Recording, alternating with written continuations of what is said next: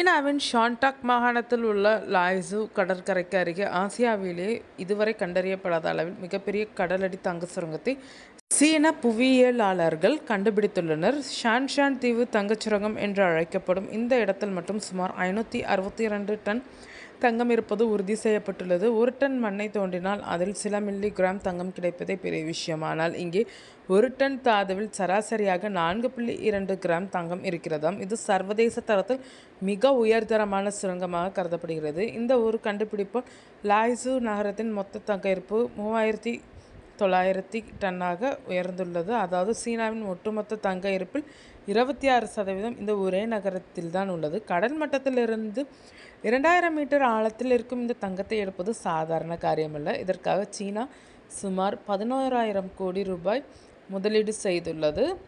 அதிநவீன சுரங்க வசதியை உருவாக்க திட்டமிட்டுள்ளது.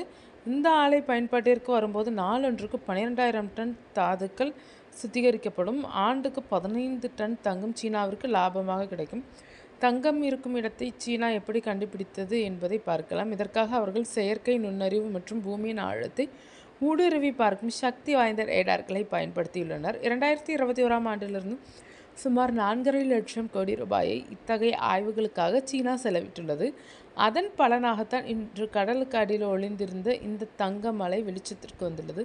சர்வதேச சந்தையில் தற்போது தங்கத்தின் விலை விண்ணை தொட்டு வருகிறது. ஒரு அவுன்ஸ் சுமார் $4,340 உள்ளது. மின்னணு சாதனங்கள் மற்றும் விண்வெளித்துறை தயாரிப்புகளுக்கு தங்கம் மிக அவசியமான ஒன்று. எனவே இந்த கண்டுபிடிப்பு உலக தங்க சந்தையில் சீனாவின் ஆதிக்கத்தை இன்னும் பலப்படுத்தும் என எதிர்பார்க்கப்படுகிறது.